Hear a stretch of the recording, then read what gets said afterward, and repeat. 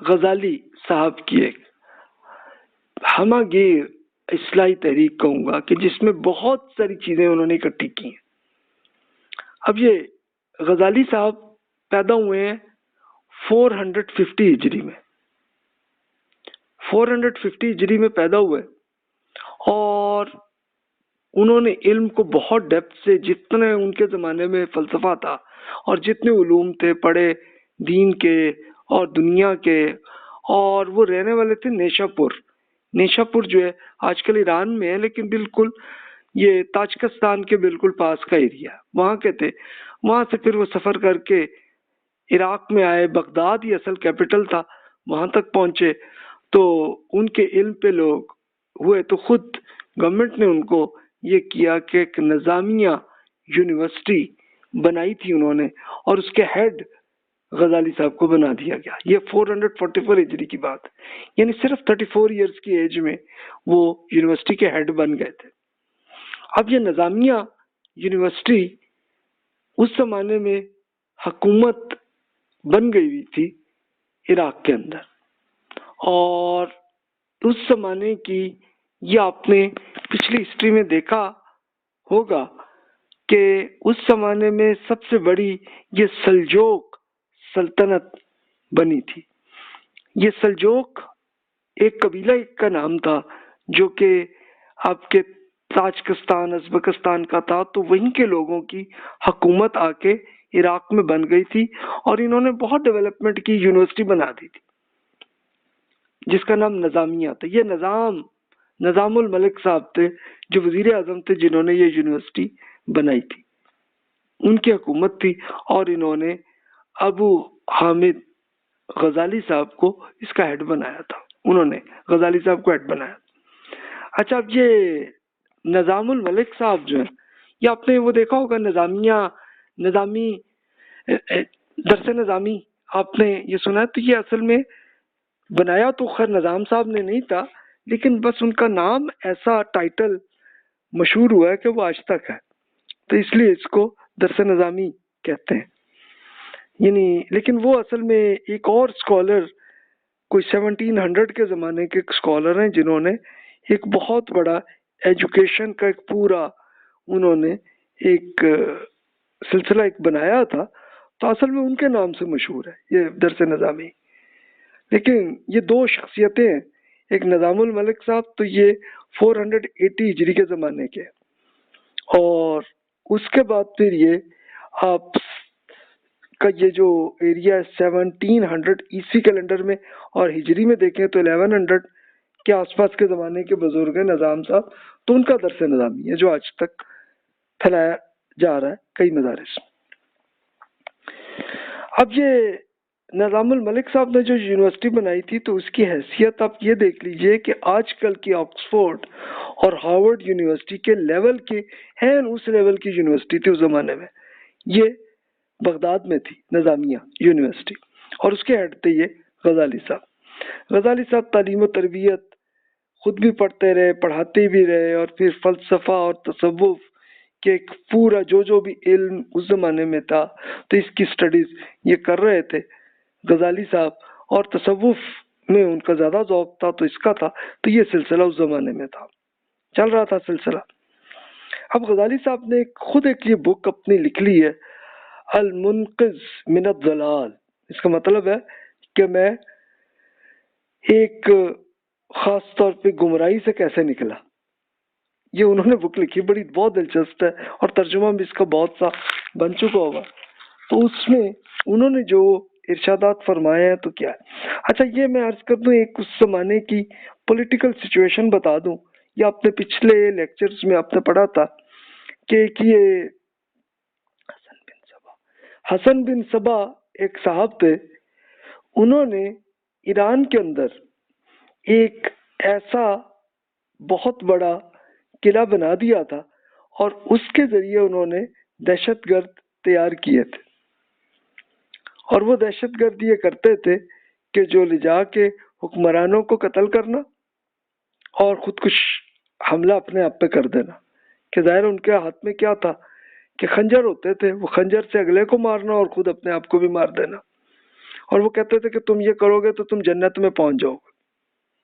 یا آپ نے وہ سنے ہوں گے وہ لیکچرز، نہیں سنے تو سن لیجئے، بہت دلچسپ کیس تھا اس زمانے میں.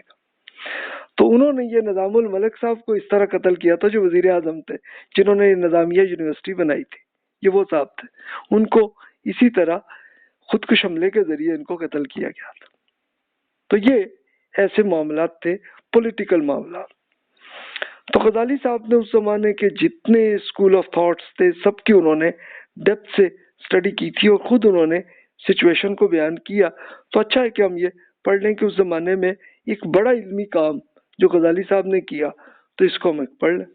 اور غزالی صاحب نے خود اپنے بارے میں پوری بیبلیوگرافی انہوں نے خود لکھ دی ہے، تو انہی کا ترجمہ میں عرض کر دیتا ہوں. علوم شرعی اور عقلی کی تحقیق میں جن جن علوم میں نے مہارت حاصل کی تھی اور جن طریقوں کو میں نے اختیار کیا تھا، ان سب سے میرے دل میں اللہ تعالی، نبوت اور یوم آخرت پر ایمان یقینی بیٹھ گیا. مجھ پر یہ واضح ہو گیا کہ سوائے تقوی اور نفس کشی کی سعادت اخروی کی امید نہیں کی جا سکتی. اور اس کے لیے سب سے بڑی بات یہ ہے کہ دھوکے کی جگہ یعنی دنیا سے کنارہ کر کے جس گھر آخرت میں ہمیشہ رہنا ہے، اس کی طرف دل لگا کے دنیاوی تعلقات کو دل سے قطع کیا جائے اور تمام تر طاقت کے ساتھ اللہ تعالیٰ کی طرف متوجہ ہوا جائے. یہ اس وقت تک حاصل نہیں ہو سکتا جب تک مرتبے اور دولت سے کنارہ کشی اور ہر کام اور تعلق سے گریز نہ کیا جائے. اب میں اپنی حالات کی طرف سے توجہ کی تو کیا دیکھتا ہوں کہ میں تو سراسر دنیاوی تعلقات میں ڈوبا ہوا ہوں، اور انہی نے ہر جانب سے مجھے گھیر رکھا ہے. میں نے اپنے اعمال سے نظر دوڑائی تو سب سے اچھا عمل تعلیم و تدریس نظر آیا، لیکن اس میں بھی میں نے دیکھا کہ میں ایسے علوم پڑھا رہا ہوں جس کی کوئی حیثیت ہی نہیں ہے اور آخرت میں وہ کچھ نفع نہیں دے سکتے. پھر میں نے اپنی نیت پر غور کیا تو معلوم ہوا کہ میری نیت خالصتاً اللہ تعالیٰ کے لیے نہیں ہے، بلکہ اس کی سبب مرتبہ، شہرت اور ناموری حاصل کرنا ہے. مجھے یقین ہو گیا کہ میں خطرناک پھسلواں ڈھلوان پر کھڑا ہوں، اور اگر اصلاح نہ کی تو اس کنارے سے جہنم میں گرنے والا ہوں. دیکھیں غزالی صاحب نے اپنی کر دی کہ بھی میں دنیا پرست بنا ہوا ہوں. ظاہر ہے کہ وہ دنیا کے سب سے بڑی یونیورسٹی کے ہیڈ تھے اور وہ پڑھا رہے تھے، تو ظاہر ہے کہ اس زمانے کا فلسفہ جو ان کو علم اس زمانے میں تھا وہ وہی پڑھا رہے تھے.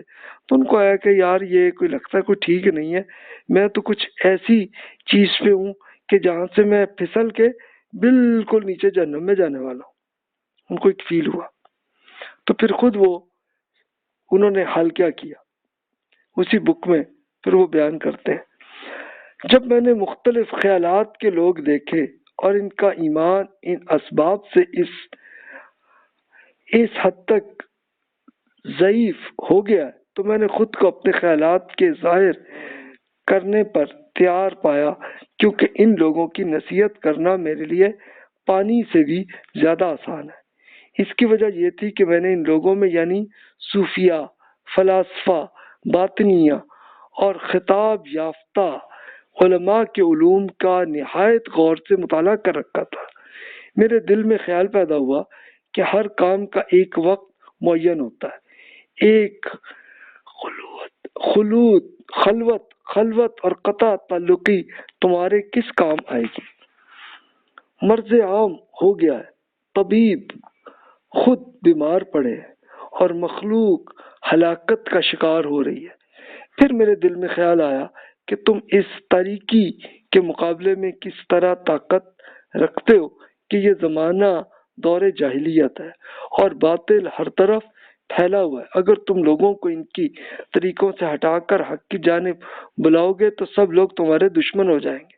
تم کیسے ان سے عہدہ برا ہو گئے اور ان کو ان لوگوں سے معاملہ کیسے کرو گے؟ یہ کام تو موافق حالات اور دیندار بادشاہ کی سرپرستی میں ہو سکتا ہے۔ میں نے اللہ تعالیٰ سے یہ اجازت طلب کی کہ وہ میرا مددگار رہے، اور یہ عذر کیا کہ میں حق کی تائید سے عاجز ہوں، لیکن اللہ کا کرنا کیا۔ اور سلطان وقت سلجوق سلطان سنجر اور وزیر اعظم فخر الملک اب ایک نئے یہ حکمران تھے، ان کے دل میں خود ایک تحریک پیدا ہوئی جس کا کوئی ظاہری سبب نہ تھا۔ حکم سلطانی صادر ہوا کہ آپ فوراً نیشا پور چلے جائیے اور اس بے اعتقادی کا علاج کیجیے۔ اس حکم کی اس قدر تاکید کی گئی کہ میں اس کی خلاف ورزی کرتا تو مجھ پر سختی کی جاتی۔ اب میرے دل میں خیال آیا کہ گوشہ گمنامی میں رہنے کی میری دلیل کمزور ہے، اور اب میرے لیے مناسب نہیں ہے کہ اس سے محض کاہلی، آرام طلبی، طلب عزت اور مخلوق کی ایذا رسائی سے محفوظ رہنے کے لیے گوشہ نشینی اختیار کیے رکھوں۔ تو اس سے یہ پتہ چلتا ہے کہ وہ یونیورسٹی کے ہیڈ تھے، ان کو بڑا ایک اپنا افسوس ہوا کہ میں دنیا پرستی میں پڑا ہوں، تو وہ چھوڑ کے اپنے گاؤں چلے گئے تھے۔ یہ نیشا پور کے پاس ان کا گاؤں تھا، تو اس میں جا کے بہے رہے، اور بالکل انہوں نے ایک تصوف کے طریقہ جیسا انہوں نے ایک دنیا پرستی چھوڑ کر اور وہ اختیار کر لی تھی۔ لیکن پھر ان کو خود گورنمنٹ کی طرف سے آیا کہ بھی اب یہ نہ کریں آپ اس طرح سے، بلکہ آپ لوگوں کی اصلاح کریں۔ اب یہ آئیڈیا غزالی صاحب میں آیا۔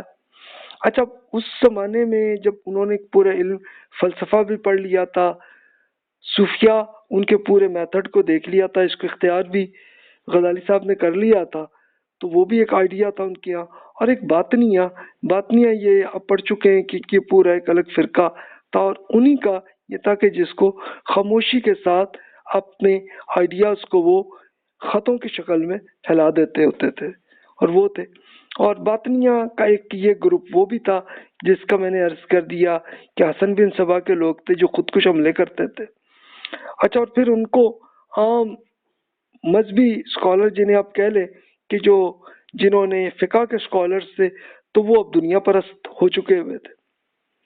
اچھا، دنیا پرستی کی آپ یہ حالت میں نے یہ اگزامپل آپ کے سامنے عرض کی تھی کہ جیسے یہ ہوئی کہ جیسے دین کے اندر حکم ہے کہ بھی آپ زکوٰۃ دیں، تو اب قانون یہی ہے کہ جناب ایک سال کے اینڈ میں جتنا آپ کے پاس، جتنے ایسٹس آپ کے پاس ہیں، اس کا آپ اتنے پرسنٹ آپ اللہ تعالیٰ کے حضور اب زکوٰۃ دے دیں۔ حکم یہ ہے نا۔ تو اب ایک یہ مولوی صاحب نے یہ طریقہ نکالا کہ چلو بھی سال پورا ہو ہی نہ اور زکوٰۃ دینی نہ پڑے، تو سال ہونے سے پہلے وہ اپنی بیگم کو دے دیتے، لے جی میرے پاس تو سال رہا ہی نہیں ایسٹ کے، جب وہ ٹائم آیا زکوٰۃ کا تو کوئی ایسٹ میرا نہیں ہے، تو چلو جی زکوٰۃ دی نہیں۔ اب بیگم صاحبہ کے پاس بھی ظاہر ہے ابھی ان کے پاس ابھی سال گزرا ہی نہیں، زکوٰۃ دی نہیں۔ اب سال ہونے سے پہلے انہوں نے کیا اپنے شوہر کو واپس کر دی۔ تو اس طرح کی حرکتیں، تو یہ ایک دنیا پرستی کا ایک یہ طریقہ ہی تھا۔ اور پھر چونکہ وہ بیوروکریٹس تھے اور ان کی ایک یہ حالت بنی ہوئی تھی تو بادشاہت کے اندر، تو تب وہ یہ کرنا زکوٰۃ بھی نہیں دینی اور اپنا فنڈ انجوائے کرتے رہنا، تو اس طرح کی حرکتیں۔ اچھا، پھر یہ بھی ہو گیا تھا کہ ایک بیوروکریٹس میں کہ بھی پروموشن لینی ہے تو چلو اگلے کے اندر ان کی برائیاں وہ سامنے پھیلاؤ تاکہ اگلے کو پروموشن نہ ملے، مجھے مل جائے۔ تو یہ حرکتیں بھی بن گئی ہوئی تھیں۔ یہ میں آگے پوری ڈیٹیل عرض کرتا ہوں کہ تب کیسی حالتیں ہوئی تھیں۔ تو غزالی صاحب نے کچھ بکس لکھی اس زمانے میں۔ اب یہ دیکھیے کہ ٹائم یہ تھا، غزالی صاحب کا ایریا یہ تھا، نیشا پور کا ایریا یہ ہے، غزالی صاحب یہاں رہنے والے تھے۔ ایران کا یہ ایریا کہ جو بالکل افغانستان اور ترکمانستان کے آس پاس کا ایریا، تو وہاں سے چلتے چلتے انہوں نے اپنا میسج پھیلایا، لوگوں کو پڑھایا، انہوں نے باطنی تحریک کی تنقید انہوں نے کی اور ایک غلطیوں کی وضاحت کی ہے۔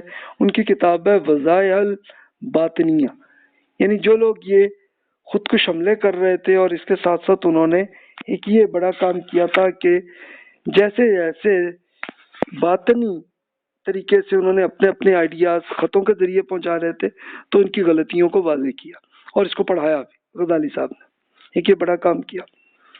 فلسفہ الہیات کی غلطیوں کی علمی وضاحت انہوں نے کی ہے اور اس کی بکس انہوں نے لکھی ہیں، مقاصد الفلاسفہ اور تحافت الفلاسفہ ان کی بکس ہیں۔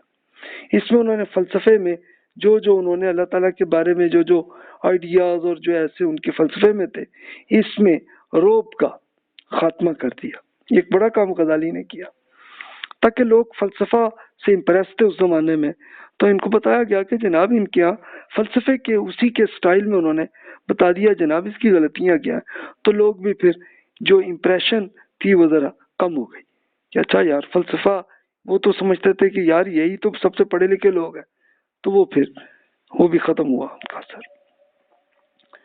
ظاہر پرستی، تنگ نظری اور فرقہ پرستی یہ ایک ایشو تھا اس زمانے میں بھی اور آج بھی ہے، تو غزالی صاحب نے اس پہ بہت سی بکس لکھی اور وہ پڑھائی بھی انہوں نے، تو اس کا پھر یہ کہ رزلٹ یہ بھی آنا شروع ہوا کہ جناب یہ، تاکہ لوگوں کو اندازہ ہو جائے کہ جناب یہ غلطیوں کو انہوں نے، غزالی صاحب کی اس لیے انہوں نے، وہ اصل میں سائیکالوجی کے بہت بڑے اسکالر تھے، تو انہوں نے اس کی بکس کے ذریعے سے بتایا کہ تنگ نظری سے کیسے بچنا ہے، ظاہر پرستی سے کیسے بچنا ہے اور اس سے فرقہ پرستی سے کیسے بچنا ہے، تو غزالی صاحب نے بکس لکھی ہیں۔ اچھا یہ آپ اس میپ میں یہ بھی دیکھ لیں کہ یہ فضائل باطنیہ، تو باطنی حضرات کی یہ جو حسن بن صبا کا ایریا یہ تھا، یہ سٹار یہ جگہ تھی، اور غزالی صاحب کا ایریا یہ تھا، یعنی کوئی زیادہ نہیں ایک دوسرے سے ایران میں۔ تو بہرحال غزالی صاحب اپنا کام کر رہے تھے اور باطنی ان کے آئیڈیاز، ان کا قلعہ یہاں تھا، وہ اپنا آئیڈیاز کر رہے تھے، تو چلیے رہا اس زمانے میں۔ اچھا فقہ اور تصوف میں ہم آنگی، اس کو ریکنسائل کرنے کا بھی غزالی صاحب نے کام کیا، تصوف اور فقہ کو اکٹھا کرنے کے لیے یہ غزالی صاحب نے کیا کام، اور سائیکالوجی پہ سب سے تفصیلی بکس غزالی صاحب نے لکھی ہیں۔ سیاسی حکومتوں میں دوستی کرنے کی کاوش بھی یہ غزالی صاحب نے کی، کہ ظاہر ہے کہ مسلمانوں کی کئی حکومتیں تھیں اور آپس میں لڑائی جھگڑے آپس میں چل رہے تھے، آپس میں جنگیں تھیں، تو غزالی صاحب نے یہ بھی ایک بڑا کام کیا کہ چلو یار یہ ان کے ایریا میں عراق، ایران اور تاجکستان، ازبکستان کی حکومتوں میں جو آپس کے لڑائی جھگڑے تھے اس کو حل کرنے کی غزالی صاحب نے کوشش کی اپنے بس میں جو کر سکتے تھے۔ تو آئیے اس کے لیے بڑا انٹرسٹڈ ایریا ہوگا فلسفہ پر جو انہوں نے تنقید کی ہے، یہ خود غزالی صاحب نے جو لکھی ہے اس کو بھی ہم پڑھ لیں تاکہ ہمیں آئیڈیا ہو جائے کہ یار اس زمانے کے انہوں نے کیا حل کرنے کی انہوں نے کوشش کی ہے۔ تو اب دیکھیے فلسفے پہ تنقید کرتے ہوئے غزالی صاحب کیا بیان کرتے ہیں، چنانچہ وہ غزالی صاحب بیان کرتے ہیں، علم ریاضی میتھمیٹکس، حساب اور ہندسہ جس کو آپ انجینئرنگ کہتے ہیں، اور علم حیات جس کو اسٹرونومی کہتے ہیں، اس سے متعلق ہے، ان سے صحیح ہونے یا نہ ہونے سے دین کا کوئی تعلق نہیں ہے، بلکہ یہ امور انسان اپنے غور و فکر سے دریافت کرتا ہے، اور یہ اتنے یقینی ہے کہ انہیں جاننے اور سمجھنے کے بعد ان سے انکار ہو ہی نہیں سکتا، مگر ان علوم سے دو مسائل پیدا ہوتے ہیں۔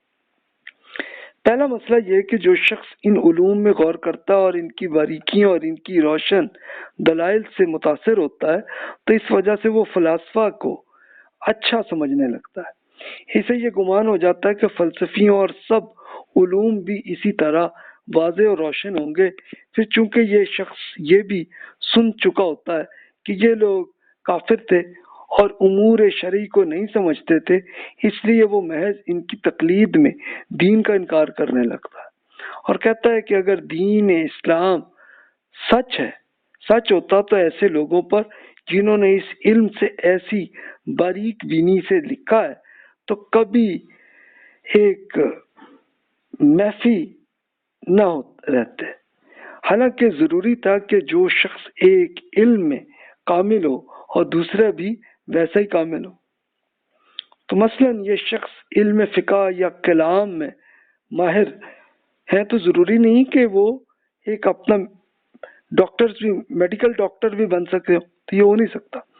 دوسرا مسئلہ اسلام کے جاہل دوستوں کی وجہ سے پیدا ہوتا ہے۔ اس کا خیال یہ ہے کہ جو علم بھی فلسفہ کی طرف منسوب ہو تو اس کا انکار ضروری ہے، اس لیے انہوں نے فلسفے کے تمام علوم سے انکار کر دیا۔ تو ان کی جہالت نے انہیں یہاں تک پہنچا دیا کہ فلاسفہ نے جو کچھ سورج اور چاند گرہن کے بارے میں لکھا وہ اس سے بھی انکار کر دیا۔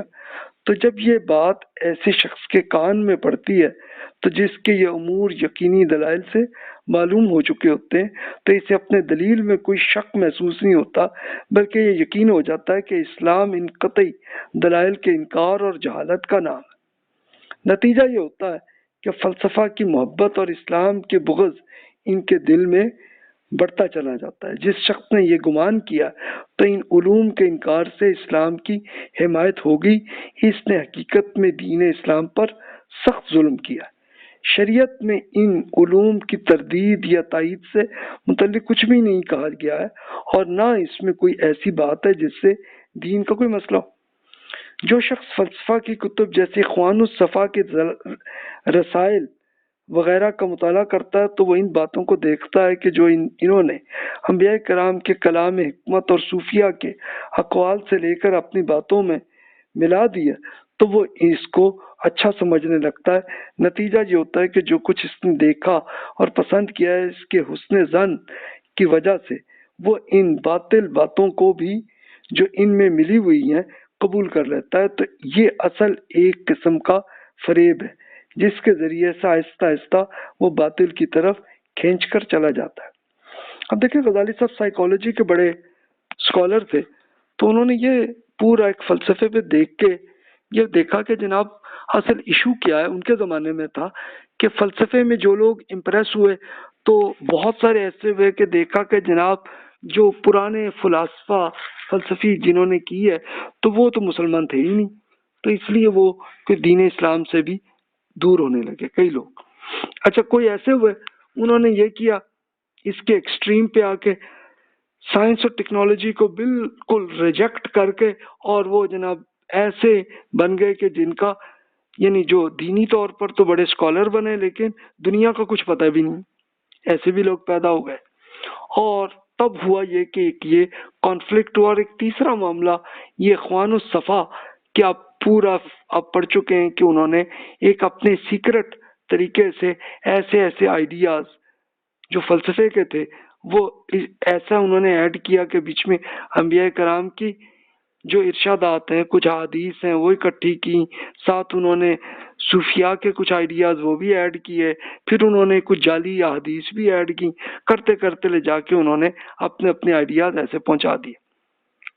تو جب یہ سب ہوا تو اپنے فرقے کے آئیڈیاز وہ بھی ایڈ کر لیے، تو پھر تب جا کے پوری امت کے اندر انتشار ہوا اور آپس میں لڑائی جھگڑے ہونے لگ گئے۔ دیکھیں غزالی صاحب نے اس زمانے کے ان کی لائف ہے 450 ہجری ٹو 511 ہجری، اگر عیسوی کیلنڈر میں دیکھیں تو 1058 ٹو 1111 عیسوی کیلنڈر میں وہ فوت ہوئی۔ تو اس زمانے کے ایشوز تھے جو انہوں نے بیان کی۔